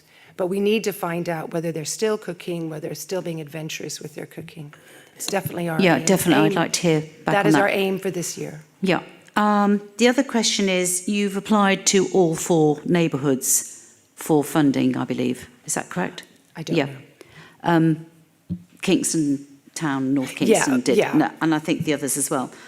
So the money, should it be granted to you tonight, would that be just for schools in this area, rather than, you mentioned King's Oak, but that's in Kingston Town neighbourhood? What I have been told is that the money would be for Malden Manor. Just Malden Manor? That's what I have. Okay. Yeah. We request it for support to 9 families at Malden Manor. Thank you very much. Thank you, Chair. Thank you for the presentations, and I think it's déjà vu. Because it's 4th time. Yeah, just 4th time. But I've made a point the last time, and I know for the record, people will come back on me. I have voted against on the 3rd time the last time, because from the 2nd time onward, I have asked, what is the long-term project, and should we take it for granted that every year we're going to have to assign £3,000, £4,000, which is a substantial amount when you think about the total pot that we have for other incentive or other schemes in the neighbourhood. I love the idea. Don't get me wrong, and I think every kid, irrespectively of their parent situation, should have free school meal in the first place anyway. But my biggest concern here is, and as much as it pains me to say it, because it is about Malden Minor Primary School, the second highest school in terms of people on free meal, with a lot of people on very low income. That will go against my principle to support it as much as I want, because every year for the last 4 years and for every single neighbourhood, we have had this scheme coming back. And there's really a moment where we are not here for a subscription funding scheme. We really need to make sure that all of those charity groups are able to look at additional source or additional scheme coming back here. As much as I would love to support, and my colleague will support, and I'm sure you will get what you want tonight, it will go against my principles to vote for a 4th year when last year I've already said it has to stop. You really need, as an organization, to find a way to have the mean to scale up and not having to come back to neighborhoods all the time. So tonight I'm afraid, and I would love to support, but as I said last year, I'm not going to vote in favour, I'm afraid. Thank you. Councillor Giles. Thank you. I agree with everything Councillor Massimi has just said. I'm a tad concerned by this application coming back. If I look at the council's grant policy, it does say on the council's website, if I may quote verbatim, what the grants won't fund: repeat applications from the same organisation for the same or similar activities. And it goes on to say that grants also cannot be used to pay for activities that are part of normal day-to-day running, which clearly the normal day-to-day operations of Brightbox, as laudable as the aims are, is to distribute food to these families. And it does then finally say, if I may give one final quote from the policy, applicants should be aware that funds will only be accessible once, and projects should not have ongoing costs to the council. Applicants are encouraged to support project maintenance and to seek additional forms of funding if necessary, e.g. through crowdfunding, to match the amount given. And so I know I also sound like a broken record when I say this every year. I supported this application in its first year in 22-23, but I haven't supported it since. Every year that this committee has sat, we have been oversubscribed on community grant applications, and we've turned down people at the end of the financial year that are equally as worthy, doing equally good work, that have not come to this committee before. And so I'm not in any way dissing the work that is done, but when we only have a pot of £20,000, I don't feel that we can just keep this funding tap on for one organisation when no doubt before the end of the financial year we will have more than £20,000 worth of community groups that have not come forward before doing similar. So I'm very sorry to say, Chair, that I won't be supporting it for very similar reasons to Councillor Massimi. Thank you. Anybody else want to make a comment? Councillor Thorpe. Thanks, Chair. I will be voting for this. I think this is an important charity which provides real resources to children who wouldn't otherwise get them. And each child is a new short-term project. Each child who comes in is doing this for the first time, and if we only help them for a couple of years, that's worth having, because this is important. Councillor Henderson has got one of these recipes. I probably could have done if she'd let me. And these are good, clear, nutritious recipes, and if they encourage children to get excited about cooking their own food, it's money well spent for me. Thank you. Councillor Coogan. Thank you, Chair. It's a laudable aim, but I didn't realise it's the 4th year that this is running, and also all neighbourhoods have been approached for it. And it just concerns me, the amount of the overheads is almost as much as the food ingredients. So I'm just wondering whether that is good value. So thank you. Would you like to address that question? The overheads versus the food ingredients?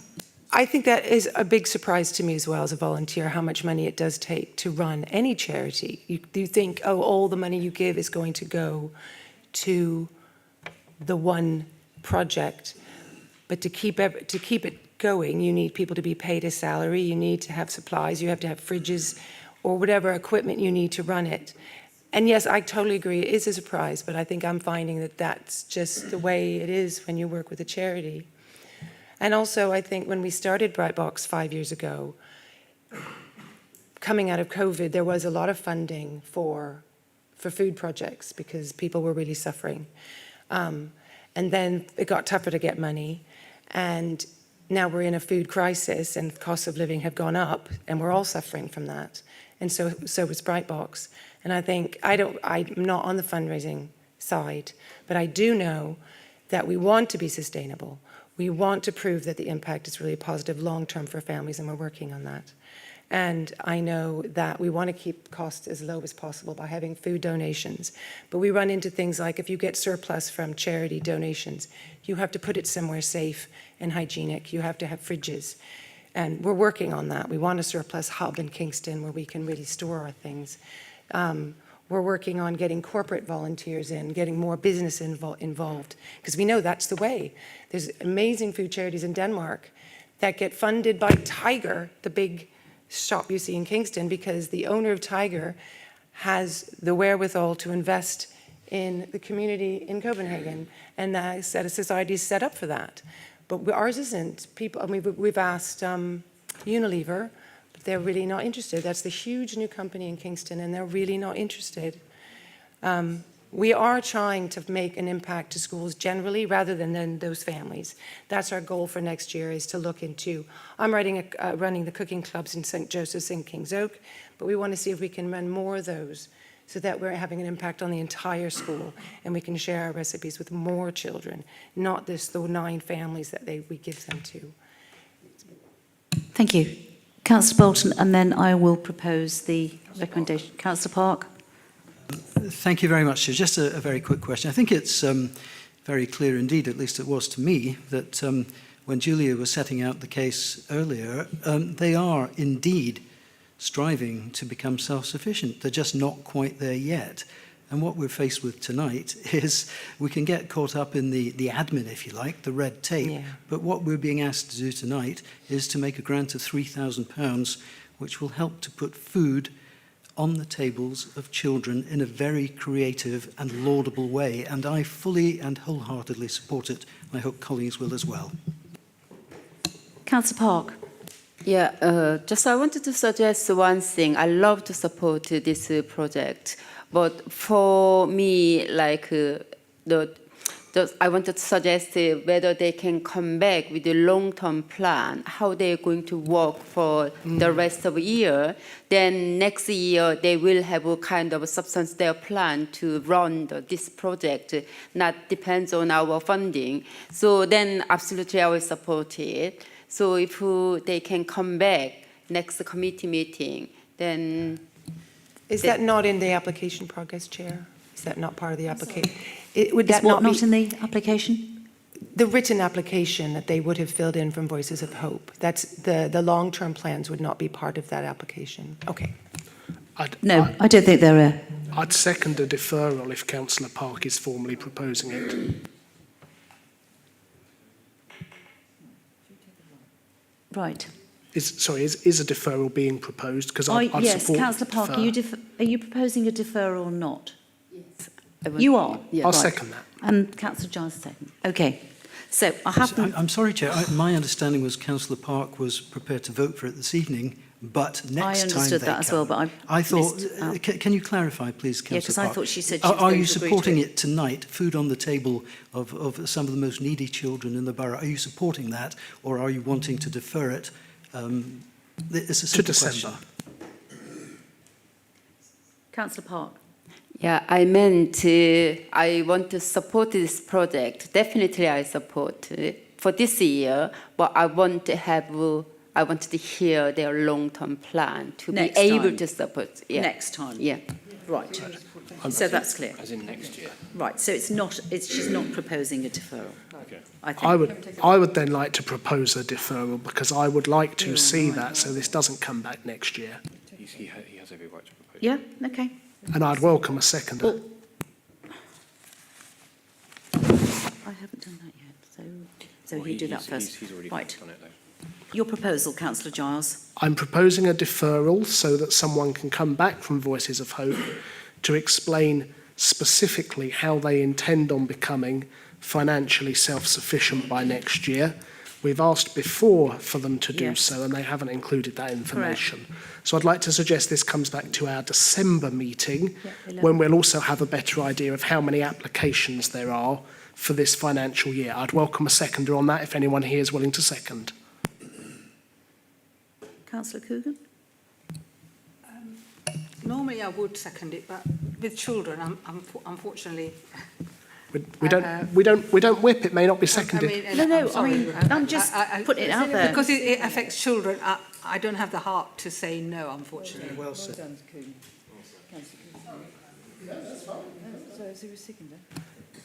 So you need. That's fine. You need to propose a new motion, then, Chair, because there's that. Right. Okay. Right. So. No. Yeah, there's no seconder. No. So. We're going to vote on the main motion. So I propose the allocation of 3,000 to Voices of Hope be approved. Those in favour, please. Oh, sorry. All right. I second that, Chair. Sorry, I'm not with it. Those in favour?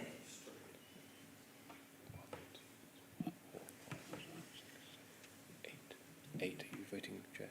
No, not yet. Eight's in favour. Give me a chance. Those against?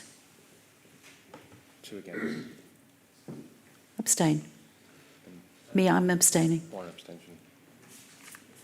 Okay, next one. Good. Excellent. So just going back, should I go back to Voices of Hope and say that we really need to work on a long-term plan that we can present to you? Yep. Yes, but please. not at the next meeting. Just Just because for 4 years you've presented and you have been given the grant, but we feel there needs to be something more in place. Well, and we've got that going. Yeah. Thank you very much indeed for coming. Sorry you had to wait so long. No, it's fine. I've learned a lot. I live in New Malden. Right, the last item of the last major item is an application for the community grant for 3,000 from New Malden Town Centre Partnership, as set out in paragraphs 15 to 24 of the report. Good evening, Simon. How are you? I'm very well. Thank you, Chair. And just for the record, I'm Simon Edwards. I'm Chair of the New Malden Town Centre Partnership, here to make this application on behalf of the partnership. It was for £3,000, but I'm delighted to be able to say I'm able to reduce it. Ooh. Oh, well done. First, I need confirmation from Ralph Hyde that the electricity is on. What would it is? Chair, could you ask, is the electricity on at Jubilee Square? Oh, I've no idea. Oh, at Jubilee Square, I've no idea. Chair, I've had no formal feedback. Okay. Well, in that case, we better keep that in.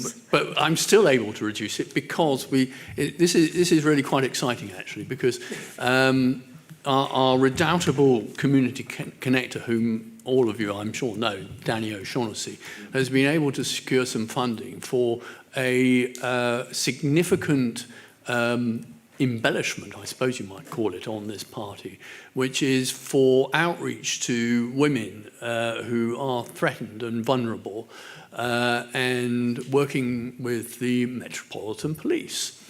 And they are going to fund her to do that, working in the area with vulnerable women and including them within our activities on the square on that evening. And also, they are going to pay for the entertainment.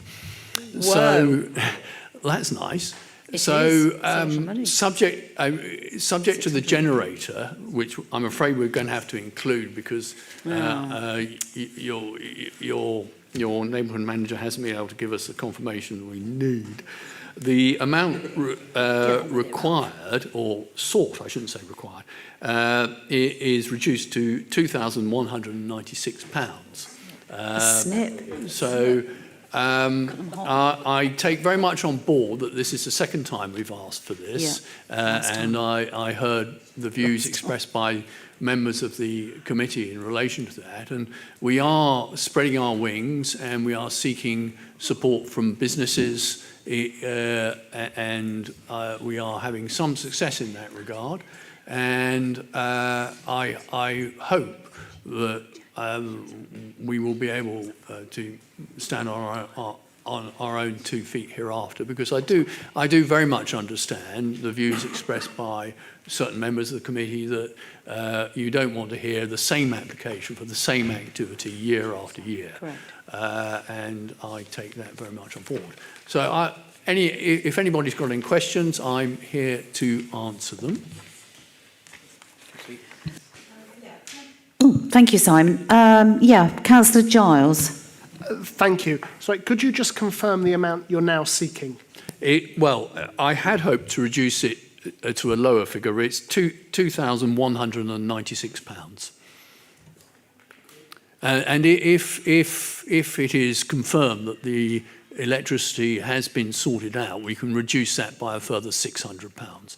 We don't want to take money from the council we don't absolutely need.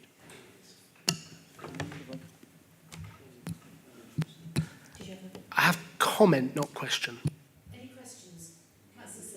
I need to have that on order. Do you think this event has a positive impact on businesses in New Malden, just to create a bit of festive cheer? Oh, absolutely. Spillover from people coming. It is, of course, as the report makes clear, it's not just the party on the square. There's also the illuminations come on at the same time. The mayor or deputy mayor, I don't know who it will be, will go down with Santa, with Rudolph in his sleigh, when the lights are switched on, down to St George's Square, where Rotary will be putting on Santa's Grotto and carols. And also on the same evening, the Methodist Church is having their Christmas fair. And this draws in hundreds, if not thousands of people. That's really good, yeah. And what we also do is engage with businesses to try and persuade them that this is a great opportunity for them to get more custom through their doors, and by for example, giving out samples of their wares, free samples, because the partnership is not just there as a community organisation, although we are very much a community organisation, but we want to support business on the high street too. By all means, yeah. I think given the difficult environment for retail, I think New Malden High Street seems to be bearing up quite well, and I think efforts like this do give it a bit of help, definitely. Well, we hope so, and some of you will know because you came along to the House of Lords with us, but the partnership put in an application under the Better High Streets or something like that, competition run by Visa. High Streets across the UK entered a competition. We didn't win it in our category, but we were shortlisted, and one of the judges was so impressed with the application that he came and visited New Malden High Street and had a nice Korean meal. Thank you. Sorry, Ralph, did you want to comment and come in there? Sorry, I didn't see your hand. Thank you, Chair. It was just to say, if I get a response, I've asked Mighty for a response. I think if you work on the 2,196 of confirm that it's up and working, I will reduce the amount that Simon has given. If the electricity is up and working. Only fair. Thank you, that's great. Councillor Massimi. Thank you, Chair, and thank you for organising this again. And I'm glad to hear the creative thinking around raising additional funding. As I have voted once, I'm happy to vote twice for this and in favour in the same way that I did for Bright Box. I think, maybe not third time lucky, but definitely happy to support again this year. I think it's really good for business. for a sense of community and to show again how striving New Malden is as a neighbourhood. So yeah, thank you, and yeah, good work. It's always good to see that you're able to reduce what you came to ask for in the first place. So good news. Thank you. For that, Simon. Yeah. Anybody else? Mark? More just a comment again to say, I think, you know, that events like this are some of the reasons that the judges were very impressed in that competition, and that the High Street was shortlisted, is one now of a series of events over the year which pull in people as well. So I just want to say, I think it's a fantastic event, brings in the whole community, hundreds of people come to it. So yes, of course, I'll support it. Thank you. Councillor Park. Yeah, I wanted to support this project because the last time what I observed was Christmas that period, and like lots of children, all the family, they came out for like the mayors come down to on sleighs and they're clapping, they're enjoying. So if you can make a fantastic Christmas party in New Malden, that will be wonderful. So I'm supporting this project. We'll do it. We'll do our best. Thank you, Chair. Thank you for the wonderful work and presentation, Simon. And I also, make a point about the achievement in New Malden. We had very good news for a couple of months, actually. The one is about the Lunfong, the new supermarket opened in High Street in New Malden as well. And second thing is we organized, the Korean community organized the Hallyu Festival, and it brought the biggest K-pop production company. They done the audition for the UK youngster. There's more than 500 youngster team applied it, and they showed their talent. And I think it's one of the lifetime opportunity they got. So I hope this kind of event will promote the business in New Malden and in the UK. Thank you very much. I like to support this one. Thank you, Councillor Kim. Councillor Giles, then Councillor Bolton, and then we're going to wrap it up. Thank you, Chair. It probably won't come as a surprise that I don't vote as a matter of principle for repeat applications. That isn't to take away, however, from the good work and the benefit the event brings. And so if the committee are so minded, I'm quite happy to give, well, it technically be 1/12 is £183, but I'm quite happy to make it £200 from my ward funding towards this, so as to reduce the amount of strain it puts on the wider pot, which would leave more money then available for other community grants later in the year. The point being, I don't believe the event isn't worthy of funding, but just as a matter of principle, I don't vote for repeat applications out of this pot. And so if it can be reduced by a further 200, I'm quite happy for Ralph to appropriate 200 from my ward pot. I think that's very laudable. I think a lot of people would perhaps do that. Yeah. Anybody else? Councillor Bolton. Thanks, Chair. Just extremely briefly, and thank you, Simon. I'll certainly be supporting it. It's interesting looking at the large number of community groups taking part, the Tamil Development Group, Kingston Beats, the Korean Senior Citizens, Korean Culture and Art, MILAP. I won't go through it all, but it's a very interesting and heartwarming list of groups who are taking part.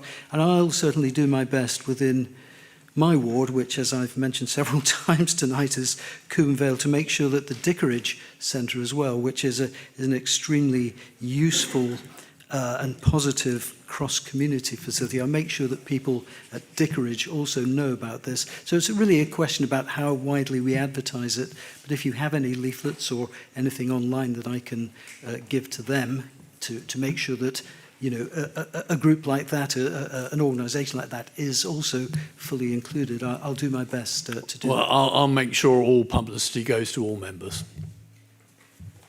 Thank you. Quickly. Just, you know, bit of cross-party sort of thing going on here. I think I'm happy also, this is in my ward, and therefore I'd like to give £500 out of my councillor grant to this to reduce the burden on the community grants so they can be used for other purposes. I think it's an excellent cause. I will put forward £500 of my councillor grant. Thank you. Right, okay. I'm not going to do the maths tonight because I'm useless at maths. But what I suggest is those councillors you're going to send, did you say you were going to send an email out? 1496. Yeah, 1496. Those members who want to contribute, if they could get in touch with Ralph, because he's obviously going to take the amount off their ward funding totals and work it from there. So get in touch with Ralph and he can take the amounts off. Yeah. Yeah. And you should be quids in. Yeah, hopefully. And thank you very much, Simon. Honestly, it's a really good cause. Yeah, well, it sure is, and hang I'd on a like minute. to say Councillor Giles has, of course, made this kind offer before and given from his grant before. Okay, all right. Okay, so I propose the allocation of 1496 for the New Malden Town Centre Partnership as set out in paragraphs 15 to 24 of the report. And the remainder to be provided by the ward funding. And the remainder to be provided by ward funding from those councillors. To make 12196. For the total of 2,196. Okay. And may I have a second of that? Yeah, I second that, Chair. Thank you. Those in favour, please put your hands up.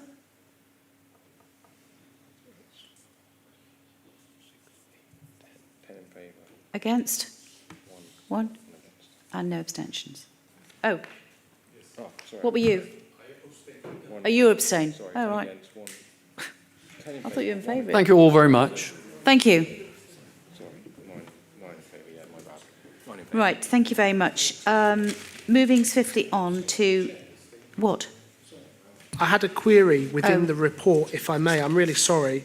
I just wanted some clarity because I did allocate from my ward funding £100 as you did and Councillor Tracy did for the Korean veterans. I just wanted confirmation that's been processed because it didn't feature in the report. Thank you. Yeah, I noticed that.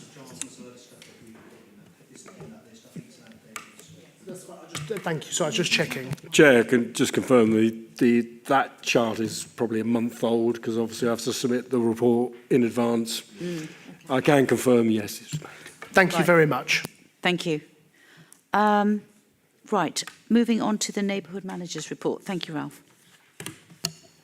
I shall be very brief. My report is basically to remind all councillors that we are reviewing and refreshing the neighbourhood plan.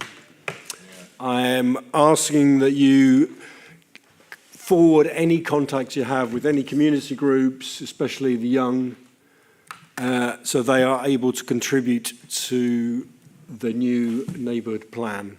My intention is to put it on Let's Talk, so everybody has access to it. We collate the returns, then obviously I'll bring them to you to look at and then decide what shape the neighbourhood plan would take. But I would appreciate your support by telling me as many of groups or people that you want to be heard as well as I as well. So I'd appreciate your support on that.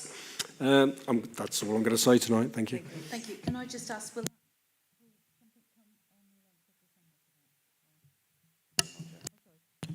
will something come on the 11th of December for that, or will it be later in the new year? It's also more in the new year. I think we need a chat outside of this, and we'll pick it up next week, and we'll decide on timelines, and then obviously I will send an email to all the councillors with proposed dates. Thank you. Thank you very much. Right, okay. Urgent items by the Chair. I have no further items, and therefore I close this meeting at 21:41. Thank you very much indeed, everybody, for attending, and those people who stuck it out at the back for the whole meeting. Very brave, and thank you very much, and thank you for everybody online for attending. Thank you.